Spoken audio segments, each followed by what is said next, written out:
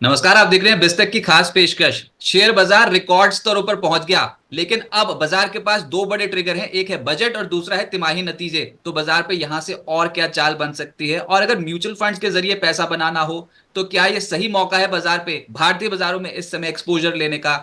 इन तमाम मुद्दों पर चर्चा करने के लिए आज हमारे साथ बेहद ही खास मेहमान मौजूद हैं। आनंद वरदराजन जी से मौजूद हैं, chief business officer Tata asset management के। आनंद जी, बहुत बहुत शुक्रिया बिस्तक को अपना समय देने के लिए सर। शुक्रिया। Thank you for inviting. पहले तो बहुत बहुत मुबारक हो सर, आपसे भी बात हो रही है। और जब हम ये शो रिकॉर्ड कर रहे हैं तो ये रिकॉर्ड स्तरों पर इंडियन मार्केट्स पहुंच गए और एकदम से तेजी बनती हुई नजर आई है। और आज तो टीसीएस के जो नतीजे आ रखे हैं उन्होंने एकदम से बाजार का मूड माहौल ही सुधार दिया, और ऊपर से बैंकिंग स्टॉक्स में भी तेजी देखने को मिली है। तो निफ्टी, सेंसेक्स, बैंक निफ्टी सब रिकॉर्ड स्तरों पर पहुंचते हुए नजर आ रहे हैं। अभी मार्केट जो है रिकॉर्ड स्तरों पर है। क्या वैल्यूएशंस जस्टिफाइड हैं या फिर ये एकदम से स्ट्रेच्ड हो गए? ट्रिगर तो हमें समझ में आता है, अर्निंग्स है और बजट है, लेकिन क्या हम ओवर वैल्यूड हैं? क्या यहाँ कॉशियस अप्रोच रखनी चाहिए या फिर अभी भी इन्वेस्टमेंट करने का मौका देखिए, एक चीज़ तो तय है कि आपको कभी भी अच्छी खबर और अच्छे भाव कभी साथ में नहीं मिलेंगे। या तो अच्छे खबर मिलेंगे और भाव जो है महंगे मिलेंगे, या भाव सस्ते रहेंगे और बुरे खबर मिलेंगे। ये दोनों चीज़ एक साथ कभी नहीं आए। बहुत कम समय होता है जब आपको मतलब निफ्टी 12-14 पी में मिल जाएगी और सारे जो नतीजे देख रहे हैं आप अच्छे लग रहे हैं। मतलब तेल का भाव सस्ता है, इन्फ्लेशन कम है, ऐसी ऐसी मतलब यूटोपियन है ये वाला थॉट रहना। तो हमेशा डिस्कम्फर्ट रहेगा कभी ना कभी इन्वेस्ट करने के टाइम पे। तभी हमें देखना पड़ता है कि एक एक जो आपने मूल बात बताई, जो वैल्यूएशन की बात है, वो बिल्कुल अहम है इन्वेस्ट करने के टाइम पे। बट निवेशकों को ये ध्यान में रखना चाहिए खासकर कि आप कितने समय तक बने रहेंगे अपने इन्वेस्टमेंट्स के साथ। पिछले 2-3 साल में आपने देखा है कि बाजार में तेजी आने की वजह से बहुत कुछ सालों का रिटर्न एक साथ क्लस्टर होके बंचअप होके एक साथ आ गया है। तो आपको आपके जो इन्वेस्टमेंट एक्सपेक्टेशन है जो वो कम कर देना चाहिए इक्विटी से, from a near term perspective. मैं ये नहीं कह रहा कि हमारा बुल मार्केट में रुकाव आ रहा है। मैं इतना ही कह रहा हूँ बुल मार्केट जो है हेल्दी रहता है जब आप देखेंगे कि मार्केट बढ़ता है, फिर there is a correction, there is an opportunity लोगों को खरीदने के लिए, या टाइम करेक्शन होता है या प्राइस करेक्शन होता है, किसी भी तरह का एक करेक्शन जो होता है हेल्दी होता है बुल मार्केट के लिए। तब इससे क्या होता है कि ज़्यादा समय तक वो चलता है। एंड वो पॉइंट ऑफ व्यू से मैं यही कहूँगा कि जैसे ही मार्केट महंगा होते जा रहा है, आप बिल्कुल इन्वेस्ट करिए, बट सिप के थ्रू इन्वेस्ट करिए रादर देन लमसम। जो सेक्टर अभी भी चले नहीं है ज़्यादा, कुछ सेक्टर जो आपने बताए उसमें शायद कैचअप हो रही है, तो उसके वजह से आपको देखना है कि वैल्यू कहाँ पे है, कहाँ पे कौन सा सेक्टर बहुत महंगा हो गया, और उसके हिसाब से आपको अपना पोर्टफोलियो का संतुलन बना के चलना पड़ेगा। आपने करेक्शन वर्ड यूज कर लिया शो के स्टार्ट में। सर, कुछ आने वाला है क्या करेक्शन? देखिए सर, दो जन आपको सही बता सकते हैं कि मार्केट का रुख क्या रहेगा। एक झूठा रहता है, दूसरा भगवान रहता है। You know, so I don't know correction आ सकता है या कितने मात्रा में आ सकता है, कब आ सकता है, ये बहुत मुश्किल है बताना। बट मैं इतना ही कहूँगा, क्योंकि आपका जो रिटर्न काफ़ी टाइम का जो रिटर्न है एक साथ आ गया और बड़े स्तर पे आया। तो इक्विटी का जो अभी का जो एक्सपेक्टेशन है, अभी जो निवेश करें उनका एक्सपेक्टेशन उनको थोड़ा कम रखना बेहतर रहता है from a near term perspective. बहुत ओवर स्ट्रेच हो गए हैं इसलिए। वैसे भी मैं ओवर एक्साइटमेंट में तीनों इंडाइसेस को रिकॉर्ड तौर पर बता चुका हूं शो की शुरुआत में। निफ्टी और सेंसेक्स रिकॉर्ड स्तरों पर है। निफ्टी बैंक अभी पीछे पीछे चल रहा है, ये रिकॉर्ड स्तर नहीं थे वो, तो आज बाजार का मूव भी इस तरीके से आ गया। अच्छा, ये क्वार्टर वन रिजल्ट से क्या उम्मीद है सर? ये जो टीसीएस के नतीजे आए और उसके बाद एकदम से टीसीएस का स्टॉक भाग रहा है, तो ये क्वार्टर वन रिजल्ट्स बहुत तगड़े आने वाले हैं, या फिर किस पॉकेट में अच्छे रिटर्न्स आएंगे, अच्छे रिजल्ट्स आएंगे, और किस पॉकेट के रिजल्ट्स जो डिसअपॉइंट कर सकते देखिए, आई थिंक काफ़ी रिजल्ट्स जो है ऑलरेडी प्राइस में एक प्राइस इन है। काफ़ी हद तक रिजल्ट्स जो है काफ़ी प्राइस इन है, जहाँ पे नंबर्स अच्छे आ रहे हैं, जिनका रुझाव अच्छा रहा है नंबर्स का, तो ऐसा लगता है वो सेक्टर बेहतर करेंगे। जैसा कि हमने देखा, आई थिंक इंडस्ट्रियल केपेक्स, ये सारे सेक्टर्स जो हैं अभी भी चल रहे हैं, उस उसकी गति में कोई रुकावट नहीं आई है। और हमें लगता है इवन बैंक्स परहैप्स परफॉर्म अच्छा करेंगे। आईटी में हमारा ये मानना है कि थोड़ा सा स्लगिशनेस रह सकता है आईटी में, बट अपार्ट फ्रॉम दैट ये क्वार्टर से क्वार्टर सिलसिला चलता रहेगा। हमारा ये मानना है कि बुल मार्केट जो है इंटैक्ट है। अगर आप अगले 5 से 10 साल पॉइंट ऑफ व्यू से अगर इंडिया में निवेश करेंगे, हमारा ये मानना है कि इन्वेस्टर विल विल परहैप्स ये पूरा बुल मार्केट का जो बेनिफिट है, उनको लाभ उनको अपने पोर्टफोलियो में देखने को मिलेगा। क्योंकि ये क्वार्टर से क्वार्टर में क्या होता है ना, कभी कभार हम बहुत शॉर्ट टर्मिज्म आ जाता है हमारे थिंकिंग में।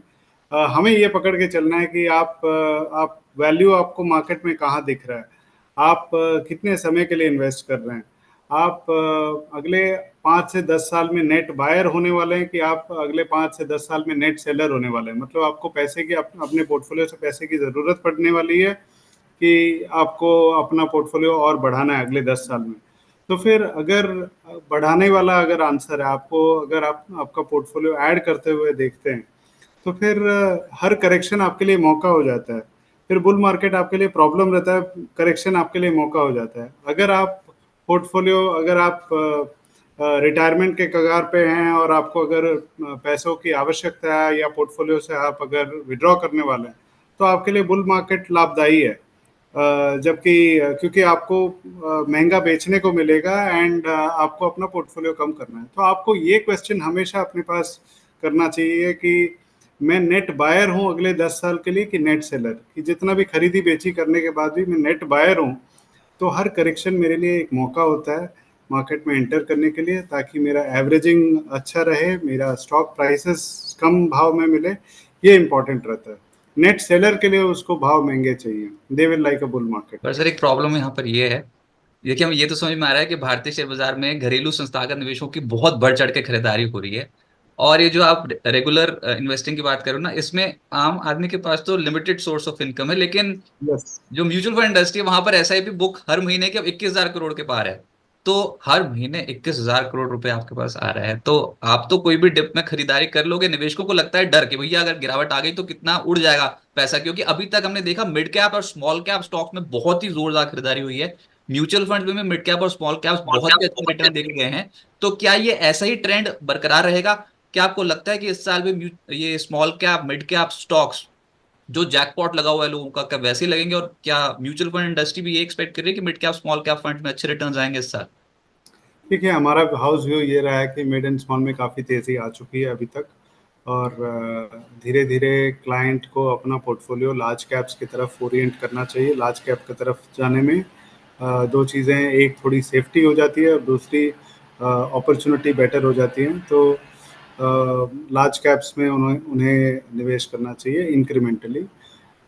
सिप जहाँ तक सिप की बात है, I think it's a very healthy sign. बहुत अच्छा ये ट्रेंड हम देखने को मिल रहा है हमें। ये सिप जो है कंटिन्यू कर रहे हैं रिटेल इन्वेस्टर्स। और भारत के शेयर बाजार इक्विटी कल्चर के लिए ये बहुत अच्छी बात है कि नाउ ये एक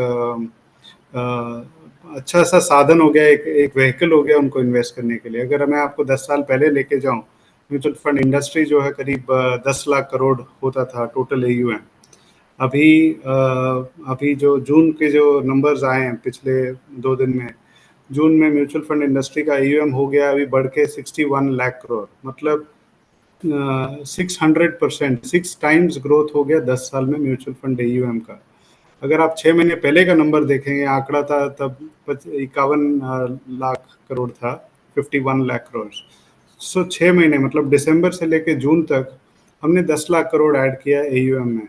और ये 10 lakh crore mutual fund industry का नंबर होता था 10 साल पहले। तो आप सोच सकते हैं कि ये बहुत अच्छा इक्विटी कल्चर डेवलप हो रहा है। बट मेरा ये भी मानना है कि टोटल आप देखेंगे, गिन चुन के अभी हमारी जो म्यूचुअल फंड इन्वेस्टर्स हैं टोटल इंडस्ट्री में, यूनिक इन्वेस्टर्स, वो 5 करोड़ के आसपास का आंकड़ा है। और तब आप अगर आप ये सवाल फिर से देखें कि इन्वेस्टेबल पॉपुलेशन कितना है, कितने बैंक के खाते हैं, कितने जन केवाईसी रजिस्टर्ड हैं, कितने डीमैट्स हैं, और उसमें से अगर आप देखेंगे 5 करोड़ सिर्फ म्यूचुअल फंड निवेशक हैं। तो इसका सीलिंग जो है बहुत आगे आगे जाके बहुत बड़ा हो सकता है ये नंबर, हमारा ये मानना है। इसीलिए हम कहते हैं कि अगले 5-10 साल में अगर कोई मार्केट है तो आई थिंक वो इंडियन मार्केट उनको अपने पोर्टफोलियो में ज़रूर रखना चाहिए। एंड ये बुल मार्केट का उनको बेनिफिट आएगा, बट ये पकड़ के नहीं चलना चाहिए कि पिछले साल क्या रिटर्न आया, कौन से स्टॉक चले। अगर हम पीछे का रिटर्न देख के अगर हम निवेश करें तो उनके लिए उतना अच्छा सिद्ध नहीं होएगा ये। तो फिर ना कहाँ पर इन्वेस्ट करना चाहिए उस पर बात कर लेते हैं। श्योर। एक तो सर आजकल ना ये बहुत ही बजवर्ड हो गया, thematic funds, passive funds, thematic funds. तो ये जो थीमेटिक फंड्स है, पहला प्रश्न तो यही है कि ये जो थीमेटिक फंड है, क्या इसमें कुछ साइक्लिसिटी होती है? क्योंकि हम देखते हैं कि पहले कभी इंफ्रास्ट्रक्चर चलता है, कभी आईटी चलता है, कभी बैंक्स चलते हैं। तो किस आधार पर किसी थीमेटिक फंड का चयन करना चाहिए? और थीमेटिक फंड को अगर आप एक्सप्लेन कर दें हमारे व्यूअर्स के लिए तो। श्योर। सो बुल मार्केट के काफ़ी फेजेस रहते हैं, बट सबसे पहला जो फेज रहता है बुल मार्केट का वो हम जिसे कहते हैं बीटा रैली बोलते हैं। बीटा रैली का मतलब जो है, आप देखेंगे कि कौन से स्टॉक आपने खरीदा उतना मायने नहीं रखता है, बट पूरा का पूरा इंडेक्स जो है नया लेवल टच करना शुरू करता है। तब आप देखते हैं कि अ, आप कौन से स्टॉक लिए हैं आपके पोर्टफोलियो में, उससे ज़्यादा फर्क नहीं आता, बट आपको रिटर्न पूरे इंडेक्स में रिटर्न आ जाता है। क्योंकि मार्केट भागती है, जैसा कि हमने अभी तक देखा 2-3 साल में हमने देखा कि बीटा रैली काफ़ी हो चुका है। अब जो है उसके बाद इन्वेस्टर जो है, जैसे आपने कहा, नए थीम्स का चयन में लग जाते हैं कि आगे जाके कौन सा सेक्टर चलेगा, कहाँ पे और ज़्यादा मुनाफा हो सकता है, कहाँ पे पैसा अभी निवेश हो रहा है जिसके वजह से ये सेक्टर में और गति आ सकती है, जिसके वजह से वो शेयर्स चल सकते हैं। एंड आप देखेंगे कि इसके चलते आप देखेंगे कि नए सारे सेक्टर्स जो हैं अचानक आप ट्रेंड करने लग जाते हैं कि ये सेक्टर में काफ़ी निवेश हो रहा है या यहाँ पे तेज़ी दिख रहा है, डेवलपमेंट हो रहा है, और उसके वजह से सेक्टर्स या थीम जो हैं डेवलप करने लग जाता है।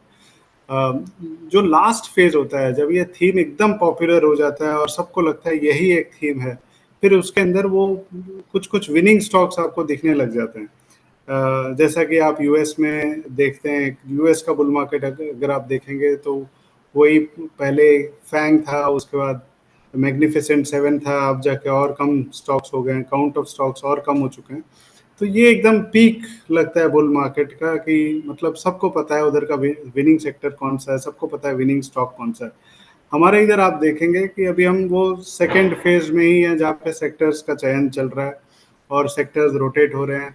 कोई बढ़ जाता है तो फिर दूसरा कोई अंडर वैल्यूड रहता है, तो वहाँ पे हम देख रहे हैं वैल्यू इन्वेस्टिंग, वैल्यू की वजह से उधर पे इन्वेस्टमेंट्स शुरू हो जाता है। तो ये बहुत आम बात है बुल मार्केट्स में, एंड ये कुछ अलग नहीं है। इन्वेस्टर को इन्वेस्ट करने के टाइम ये ज़रूर ध्यान रखना चाहिए कि वो फैड है कि वो रियल है। मतलब वो सब लोग जा रहे हैं उसके अंदर, इसके वजह से उन्हें निवेश नहीं करना चाहिए। उन्हें खुद का अपना देखना चाहिए कि ये सस्टेनेबल है, ये वाला जो थीम देख रहे हैं उसके अंदर क्या ऐसे ड्राइवर्स हैं। मैं आपको दो चीज़ ऐसे बताऊंगा, हर सेक्टर में जहाँ तेज़ी आ रही है, आपने अपने से एक सवाल करना है कि ये टेल विंडेड सेक्टर है कि हेड विंडेड सेक्टर है। इसका मतलब ये है कि अगर जैसे प्लेन सिंपल शब्दों में टेल विंड और हेड विंड आप देखेंगे, जब आप प्लेन टेक ऑफ कर रहा है, अगर सामने से अगर विंड डायरेक्शन बहुत स्ट्रांग है तो वो टेक ऑफ में दिक्कत होती है, लैंडिंग में दिक्कत होती है। बट टेल विंडेड रहता है तो उसको टेक ऑफ या लैंडिंग के टाइम बहुत आसानी रहती है। वैसा ही होता है कि अगर आपको पीछे से हवा आ रहा है वो सेक्टर के लिए, फॉर वट एवर रीज़न आप देख रहे हैं, so that will push the sector forward, जिसके वजह से उसमें बढ़त दिख सकती है।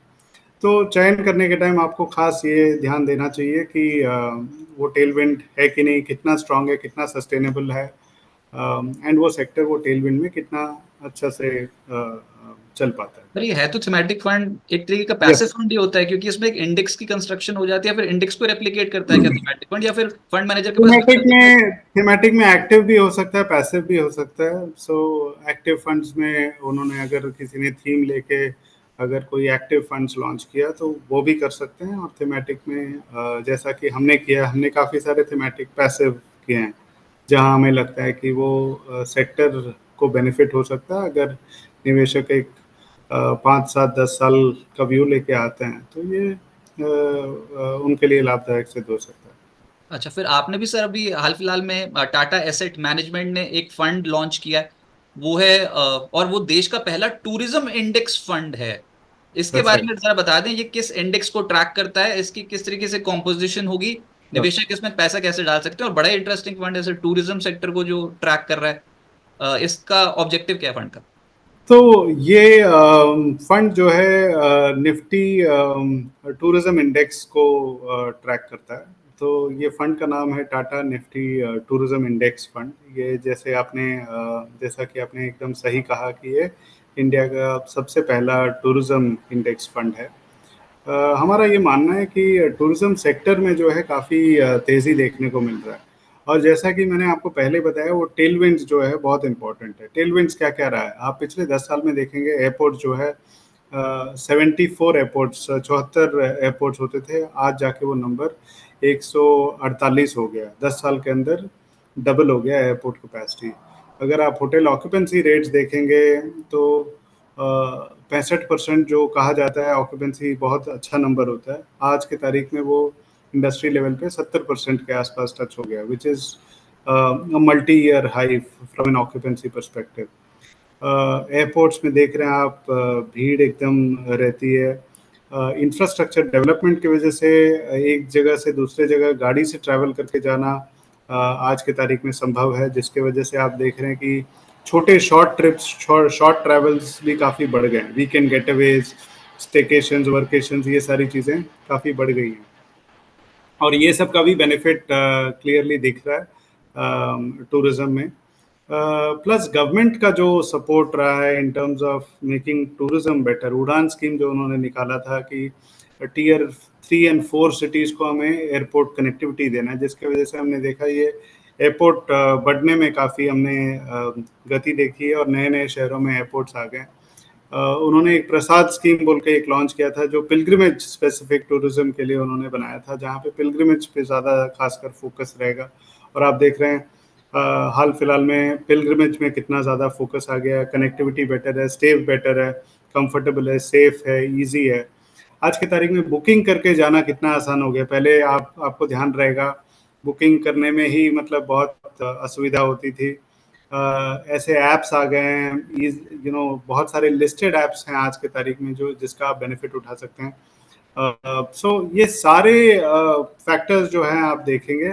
और सबसे अहम बात यह है कि अगर आप सर्विसेज का कंट्रीब्यूशन देखेंगे तो आईटी को माना जाता है कि बहुत बड़ा, सबसे बड़ा आईटी माना जाता है सर्विसेज में as a contribution to GDP. पिछले साल ये नंबर आईटी का कंट्रीब्यूशन 187 बिलियन था, वेस्ट टूरिज्म का नंबर 212 बिलियन था। बट आईटी के काफ़ी सारे नंबर्स आपको, स्टॉक्स आपको निफ्टी में देखने को मिलेंगे, टूरिज्म का एक भी स्टॉक आपको नहीं मिलेगा। तो हम क्या कह रहे हैं कि ये पूरा टूरिज्म सेक्टर जो है, ये पिक्स एंड शवल्स कंपनी हम कहते हैं इसे। जैसे इसका मतलब ये है कि कैलिफोर्निया में आप देखेंगे बहुत साल पहले एक गोल्ड रश हुआ था, तो कहीं खबर उड़ी कि कैलिफोर्निया में बहुत गोल्ड मिल रहा है, तो सब ने सब डिग करने लगे कैलिफोर्निया को कि वो शहर में कि गोल्ड मिलेगा। गोल्ड तो उतना बरामद नहीं हुआ। बट आप देखेंगे पिक्स एंड शवल कंपनीज, जो डिगिंग के जो टूल्स थे, वो सारे कंपनी में अगर आप इन्वेस्ट करते तो आप गोल्ड से कहीं ज़्यादा पैसे बना लेते। तो टूरिज्म इंडेक्स जो है आप देखेंगे पूरे वैल्यू चेन में, चाहे आपका बुकिंग एप्स हो, चाहे ट्रैवल आए बहुत सारे जो कंपनीज हैं वो साइड में, फिर आप लगेज इंडस्ट्रीज हो, लिस्टेड प्लेयर्स वहाँ पे हैं, फिर एयरपोर्ट सर्विसेज जो देते हैं जो लिस्टेड प्लेयर्स हैं वो आपको मिल जाएंगे, एविएशन जो एयरलाइंस मिल जाएंगे, उसके अंदर होटल्स मिलेंगे आपको, काफ़ी सारे होटल्स मिलेंगे, and you will see a lot of QSR, quick service restaurants also being a part of this index. जिसके चलते आप पूरा वैल्यू चेन जो है कवर कर रहे हैं। और अगर आपका मानना है कि अगले 4-5 साल में इसमें से निफ्टी में भी रिप्रेजेंटेशन आ सकता है, जैसे ये कंपनियां बड़ी होंगी, तो ऐसा हो सकता है कि ये सब आगे जाके और अच्छा कर पाएँ, बिकॉज़ वो टूरिज़्म सेक्टर को ही पूरा अभी आज के तारीख में हम देख रहे हैं बढ़त मिल रही है, बिकॉज़ ऑफ जो गवर्नमेंट का जो फोकस है प्लस इनकम लेवल्स बढ़ गया मिडिल क्लास का, तो वो आफ्टर योर बेसिक रोटी कपड़ा मकान, दो ही तरफ जाता है वो पैसा। या तो वो इन्वेस्टमेंट में जाता है, जो हम देख रहे हैं सिप में, हमने पहले चर्चा किया इसके बारे में, या वो डिस्क्रिशनरी एक्सपेंडिचर में जाता है, जैसे टूर हो गया, ट्रैवल हो गया। तो जिसके चलते हमें लगता है यहाँ पे बहुत इंटरेस्टिंग प्ले है, और इससे निवेशक जो लंबे अरसे के व्यू से आते हैं, आई थिंक उनको इसका लाभ मिल सकता है। तो है तो सर, ये ऐसे Nifty India tourism index fund 18 जून 2024 को ही लॉन्च हुआ है ना निफ्टी पे। अभी इसके करेक्ट। 17 कॉन्स्टिट्यूएंट्स हैं, तो ये एक तरीके का पैसिव फंड होगा क्या, इट मतलब? Is a passive, it is a passive fund, it will mimic, मतलब इंडेक्स को ही ये फॉलो करेगा। टोटल इसमें 30 स्टॉक तक हो सकता है इंडेक्स में। ओके। कोई भी सिंगल स्टॉक का वेट जो है 20% से ऊपर नहीं जा सकता। आज के तारीख में 17 स्टॉक से शुरुआत हो रही है इसकी, और जैसे जैसे इसका रिव्यू रिबैलेंस होएगा तो इसमें स्टॉक्स बढ़ते चले जाएंगे।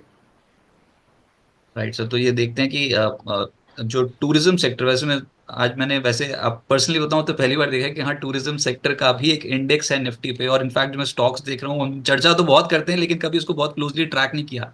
तो InterGlobe aviation, Indian hotels, IRCTC, GMR airports, Jubilant food works, EIH, ये टॉप वेटेज वाली जो कंपनी है, ये है इस निफ्टी इंडेक्स फंड में। तो उसी का ही एक पैसिव रेप्लिका जो है वो टाटा ने लॉन्च किया है, टाटा एएमसी ने। तो सर एक तो बहुत बहुत शुभकामनाएं इस फंड के लिए। लेकिन थैंक आप यू। आगे बढ़ते हैं, और ब्रॉडर मार्केट्स पे क्या लगता है सर, टूरिज्म के अलावा? टूरिज्म में तो पता ही है कि आपके पास अब ये एसआईपी आएगी तो टूरिज्म में तो पैसा आएगा ही। तो इसके अलावा कौन से ऐसे सेक्टर्स हैं जो आपको लगता है कि बाजार पे अभी आउट परफॉर्म कर सकते हैं? देखिए, हम हमारे पोर्टफोलियो पॉइंट ऑफ व्यू से हम कंस्ट्रक्टिव हैं, बैंकिंग में सिलेक्टिवली, फार्मा में हम कंस्ट्रक्टिव हैं। ये ऐसे सेक्टर्स हैं जहां हमें लगता है कि वैल्यूएशन जो है ठीक है। कंज्यूमर जो है सरप्राइज कर सकता है, बट कंज्यूमर में हमने देखा है काफ़ी क्वाइट रहा है वो सेक्टर। इसके अलावा हम जैसे मैंने कहा कि हमारा टिल्ट जो है अभी धीरे धीरे लार्ज कैप की तरफ आ रहा है, क्लियरली, बिकॉज हमें लगता है वहाँ पे वैल्यू भी है और सेफ्टी भी है, वीज़ वॉट हमने मिड एंड स्मॉल में हमने जो देखा है। तो इंक्रीमेंटल इन्वेस्टमेंट जो है, हमें लगता है कि आपको निवेशकों को लार्ज कैप में और maybe some of these sectors में देखना चाहिए। जो नेक्स्ट बिग ट्रिगर है वो बजट है। बजट से क्या एक्सपेक्टेशन है, क्या कुछ ऐसी अनाउंसमेंट कर दें वित्त मंत्री जो एक तो शेयर बाजार के लिए बहुत बेहतर हो, एएमसी कंपनियों के लिए बहुत बेहतर हो, और अगर आप उसके साथ इकोनॉमी को भी जोड़ दो कि किस तरीके का बजट इस बार आप एक्सपेक्ट कर रहे हो फाइनेंस मिनिस्टर से? देखिए, आई थिंक हमेशा कंटिन्यूएशन ऑफ पॉलिसी जो है बहुत बड़ा फैक्टर रहता है। अगर हमने क्योंकि देखा है कि मार्केट को जहाँ पे भी कंटिन्यूएशन ऑफ पॉलिसी रहता है, वहाँ पे मार्केट हमेशा वैसा बजट पसंद करता है कि कोई बड़ा ऐसा कोई something which kind of jerks the market, वैसा कोई अगर अनाउंसमेंट नहीं हो, कंटिन्यूएशन ऑफ पॉलिसी देखिए, क्योंकि भारत की जो ग्रोथ की गति है वो बहुत स्ट्रांग है। आज की तारीख में नॉमिनल जीडीपी आप देखेंगे 11-12% हमारा नॉमिनल जीडीपी है। 8-10 साल पहले आप देखेंगे ये नंबर जो है, इसी को अगर आप तोड़ के देखते हैं तो पहले 8% इन्फ्लेशन होता था, 4% रियल ग्रोथ था। आज की तारीख में उल्टा है, वो 8% रियल ग्रोथ है और 4-5% इन्फ्लेशन है। इसके चलते वो उसका जो ग्रोथ पाथ जो है, growth is very very strong, underlying growth जो है बहुत स्ट्रांग है, बहुत सॉलिड है। और जहाँ पे अगर टेलविंड आ सकता है, गवर्नमेंट का सपोर्ट कहीं आ सकता है, तो इसको और टेलविंड्स मिल सकता है। तो एक्सपेक्टेशन यही रहेगा कि something where there are tailwinds, जैसे हमने पिछले काफ़ी बजट्स में हमने देखा पीएलआई अनाउंसमेंट्स हुआ था। ऐसी ऐसी अगर चीज़ें आती हैं तो this becomes very good for for the industry, और इंडस्ट्री के लिए अच्छा है तो फिर मार्केट्स के लिए भी अच्छा ही रहेगा। सर पर कुछ डेरिवेटिव मार्केट के लिए कुछ ऐलान तो नहीं हो सकते बजट में? कुछ एक्सपेक्टेशन तो नहीं किसी तरीके का टैक्स इंपोज करने फाइनेंस मिनिस्टर? बहुत स्पेकुलेशन है सर, एक तो डेरिवेटिव में स्पेकुलेशन अलग, और उसके ऊपर जो टैक्स लगेगा नहीं लगेगा इसकी स्पेकुलेशन अलग चल रही मार्केट में अभी। देखिए क्या आ सकता है इसका तो मेरे पास कोई ये नहीं है, क्रिस्टल बॉल नहीं है देख के बताने के लिए। बट आपका सवाल ज़रूर करेक्ट है कि डेरिवेटिव में काफ़ी स्पेकुलेशन है। ये रेगुलेटर ने भी हाईलाइट किया है काफ़ी बार, जनता को सचेत करने के लिए। एंड आई थिंक एक आध बार मिनिस्ट्री से भी मेंशन हुआ है। बट क्या आता है इसमें बताना बहुत मुश्किल है। बट आई थिंक छोटे निवेशकों को ये ज़रूर ध्यान रखना चाहिए कि ये इंस्ट्रूमेंट्स जो हैं बहुत हाई रिस्क इंस्ट्रूमेंट्स हैं। जैसे जैसे कि हम पहले कोई डेटा भी आया था कि करीब 90% 90% लोग इसमें एफ एंड ओ में रिटर्न नहीं बनाते हैं या लॉस करते हैं। उसके बावजूद हम देख रहे हैं कि अगर इसमें बहुत ज़्यादा हीट है तो आई थिंक चाहे रेगुलेटर हो चाहे I think at whatever level they are very correct in highlighting the risk. And somewhere लोगों को बताना कि ये आपको कम करना चाहिए या नहीं करना चाहिए। अभी उसके लिए क्या टूल लेते हैं वो बताना बहुत मुश्किल है। कैसा टूल, वेदर वो आगाह करेंगे, चेतावनी देंगे या उसको उसके आगे भी कुछ अगर टूल इस्तेमाल करेंगे हमें नहीं पता। अच्छा सर, अगर म्यूचुअल, एक सवाल है वैसे, और बहुत सारे लोग ये जानना चाहते हैं, जैसे रिटायरमेंट प्लानिंग नहीं बोलते हम, किसी के पास चलो कॉर्पस है, मान लिया किसी के पास बहुत ज्यादा कॉर्पस है और वो म्यूचुअल फंड में पैसा डालना चाहता है। अभी पहले तो ये बताओ कि अगर म्यूचुअल फंड में पैसा डाला तो रेगुलर इनकम कैसे कमाई जा सकती है म्यूचुअल फंड में, क्या इसका कोई तरीका है? और दूसरा ये कि अगर किसी को रिटायरमेंट कॉर्पस बनाना हो अगले 30 साल तक, तो उसके लिए क्या सुझाव होगा सर? देखिए पहला सवाल जो है, एक व्हीकल है सिस्टमैटिक विड्रॉल प्लान, जिसके चलते आप अगर आपका एग्जिस्टिंग कॉर्पस है और आप उसमें से ड्रॉ आउट करना चाहते हैं तो आप ज़रूर ये कर सकते हैं। आपने अगर मंथली एक सिस्टमैटिक विड्रॉल अमाउंट आपने डाल दिया, ये सिप का एक्चुअली मिरर इमेज है। सिप में जैसे आप क्या करते हैं कि एक फिक्स सम आप इन्वेस्ट करते हैं, इसमें फिक्स सम आप विड्रॉ कर सकते हैं। जब तक आपका कॉर्पस बना हुआ रहेगा उसमें से वो सम हमेशा आते रहेगा। इसका दो बेनिफिट, आपका आपका एक सबसे बड़ा बेनिफिट जो है, लमसम में जब आप विड्रॉ करते हैं जो आपने इन्वेस्ट किया और जो आपने रिडीम किया और डिफरेंस में पूरा टैक्स आ जाता है। विड्रॉल में क्या होता है, क्योंकि हर बार आप विड्रॉ करने के टाइम थोड़ा सा कैपिटल भी आता है और थोड़ा सा प्रॉफिट भी आता है उसमें से, तो ओनली डिफरेंशियल अमाउंट में आपको टैक्स देना पड़ता है हर एक इंस्टॉलमेंट में। तो आप अगर टैक्स कैलकुलेट करके देखेंगे तो उसमें इन्वेस्टर को काफ़ी फ़ायदा हो सकता है। उनका नेट टैक्स आउटगो जो है, उनका नेट रिटर्न जो है, नेट ऑफ टैक्स काफ़ी कम, एक्चुअली टैक्स एडजस्टेड बहुत अच्छा रिटर्न आएगा उनको, क्योंकि टैक्स की मात्रा जो है उसमें कम रहती है। Not that the tax rate is lower, but क्योंकि उसमें कैपिटल का अमाउंट रहता है जिसके चलते आप देखेंगे उसमें बेनिफिट आ जाता है। इसमें फिर अब दूसरा जो पहलू था इस क्वेश्चन का, वो था ये कि एसआईपी के जरिए हाँ, अगर लॉन्ग टर्म वेल्थ बनानी हो, रिटायरमेंट कॉर्पस इकट्ठा करना हो, तो सुझाव क्या होगा? किसी को अब आज से शुरू करना है, चलो रिकॉर्ड लेवल्स पे हैं, कोई बात नहीं, लेकिन सिस्टमैटिकली इन्वेस्टमेंट कर डालेंगे, कितनी वेल्थ जनरेट हो सकती है? देखिए मैं सिंपल मानता हूँ ये गणित कोई करना बहुत आसान है, बट समझना इम्पोर्टेंट है। अगर आपने जैसे कहा 30 साल तक आप निवेश कर सकते हैं। कोई आज शुरू करता है 1 लाख रुपए से शुरू करता है, 30 साल में अगर मैं बोलूँ कि हर 5 साल में, I am just saying as a calculation, not not that ये रिटर्न में नहीं बता रहा हूँ, बट कैलकुलेशन के लिए अगर मैं बोलूँ कि अगर आपका पैसा हर 5 साल में डबल होता है तो आपको वो 1 लाख का वैल्यू क्या रहेगा आपके अंदाजा में? लगभग मैं तो सच्ची, मैंने तो अब कैलकुलेट नहीं किया, लेकिन आप 30 साल की बात करोगे, हर 5 साल में डबल, तो कंपाउंडिंग हो जाएगी बहुत जबरदस्त, मेरे ख्याल से 10 टाइम्स अप्रोक्सीमेटली। आप बता दीजिए कितना हो सकता तो है। एक आंकड़ा मतलब 10 लाख आप बोल रहे 1 लाख का आंकड़ा? अच्छा हैं? नहीं, मेरे को सीरियसली नहीं पता, आपने मेरे को बिल्कुल ही ओके, ट्रैप कर लिया। बट नहीं नहीं, बट मैं आपको बताऊं, 1 लाख का वैल्यू 64 लाख रहेगा।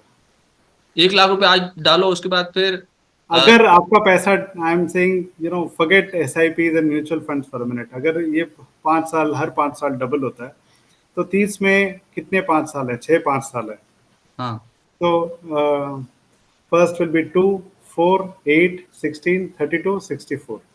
हाँ सर, ये तो लॉजिक है, ये तो बट सिंपल है। ये जो है, मैं आपको ये उदाहरण क्यों दिया, ये उदाहरण मैंने आपको इसीलिए दिया क्योंकि हमारा जो ह्यूमन ब्रेन है ना, ये कंपाउंडिंग करना बहुत आसानी से किसी को आता नहीं है। और ये हाँ, वाला रिटर्न के लिए आपको बताइए, CAGR आपको क्या चाहिए आपके पोर्टफोलियो में ये रिटर्न कमाने के लिए?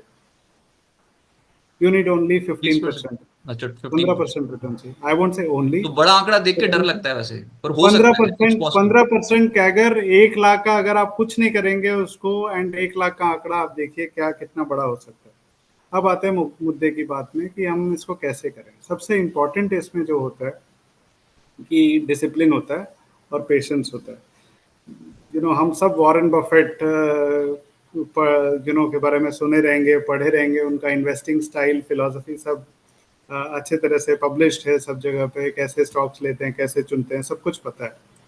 तो उनका सीक्रेट ऑफ उनका स्टाइल ऑफ इन्वेस्टिंग सबने सब कॉपी कर सकते हैं, बट उनका सीक्रेट ऑफ इन्वेस्टिंग जो है वो टाइम रहा है। तो उन्होंने 8 दशक उन्होंने कंपाउंड किया अपना वेल्थ को। और वो सबसे बड़ा सीख है उनसे सीखने के लिए कि आप इतना पेशेंस दे सकते हैं क्या, इज द फर्स्ट थिंग। और अगर आप बने रहेंगे, आप किसी भी टाइम में देख लीजिए, चलिए आपने अभी कहा कि अभी तो ऑल टाइम हाई में इन्वेस्ट कर रहे हैं। अगर आप 20 साल पहले आपको सेंसेक्स का वैल्यू पता रहेगा क्या रहा होगा? 2003 में लगभग सेंसेक्स 3 या 4 हजार तीन होगा। चार 3-4 हज़ार को, 3-4 पॉइंट्स ये और सीरीज है। तब वो शायद या 4-5 हजार, तब वो शायद ऑल टाइम हाई पे भी हो सकता है, मुझे नहीं पता। बट तब भी यही सवाल होगा कि अरे हम ऑल टाइम हाई पे इन्वेस्ट कर रहे हैं, क्या होगा? हमें ये देखना चाहिए कि अगर इंडिया का बुल मार्केट आप अगर देखेंगे तो हर ये काफी ऐसा ऐसा मूव है कि highs have been the both the highs and the lows, you always had higher highs and higher lows. इसका मतलब यह है कि जब भी मार्केट बढ़ा है, मार्केट का टॉप भी ऊपर रहा है और मार्केट का बॉटम भी ऊपर ही गया। और जब भी करेक्शन आया, कभी भी पिछले बुल मार्केट का टॉप को पियर्स नहीं किया। इसका मतलब ये है, जब कोविड भी आया था, हमें 2008 का पीक याद है, 21 हजार गया था सेंसेक्स। कोविड का बॉटम जो है 28 हजार समथिंग था सेंसे, मतलब जो मार्च 23 या मार्च 2020 में जब बॉटम हुआ था।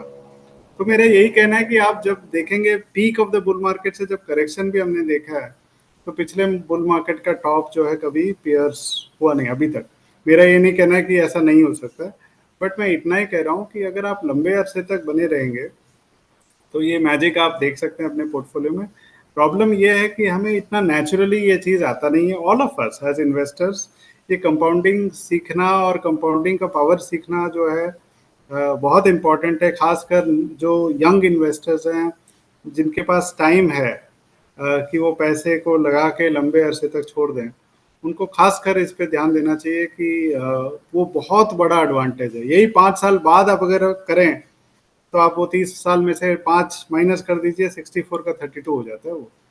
सर ये तो बहुत ही बढ़िया चीज सिखा दी, अच्छी से अच्छी किताब पढ़ लोगे तब भी नहीं मिलेगी ये वाली चीज। तो ये तो आज आपने मेरे को ही बहुत अच्छा गुरु मंत्र दे दिया। सर बहुत ही अच्छा लगा आपसे बात करके, बहुत ही नॉलेज मिली, खासतौर से जो कंपाउंडिंग आपने बता दी किस तरीके से होती है स्टॉक मार्केट में और म्यूचुअल फंड में। इससे उम्मीद करते हैं कि हमारे जो व्यूअर्स हैं उनको बहुत फायदा हुआ होगा। मुझे तो पर्सनली बहुत अच्छा लगा ये सुन के, और आपके व्यूज शेयर मार्केट पे वो तो बहुत इंपॉर्टेंट थे ही। बहुत शुक्रिया आनंद सर हमको समय देने के लिए, thank you. Thank you. Thank you very much. बिस्तक आपके लिए लाया है प्रीमियम मेंबरशिप प्रोग्राम, जहां आपको मिलेंगे कई सारे फायदे, जिनमें मार्केट न्यूज़लेटर, लाइव चैट पर आपके सवालों के सबसे पहले जवाब, मार्केट आउटलुक, वीकेंड पर मार्केट स्कैन, एंकर्स के साथ चैट और भी बहुत कुछ। इस प्रीमियम सब्सक्रिप्शन में 3 तरह के प्लान हैं, सिल्वर, गोल्ड और प्लैटिनम, जिनकी शुरुआत मात्र 159 रुपए महीने से होती है। इससे जुड़ना भी बेहद आसान है। बिस्तक के YouTube चैनल पर जाएं, ज्वाइन बटन पर क्लिक करें और अपना प्लान सिलेक्ट करें। बस बन गए आप हमारे प्रीमियम मेंबर।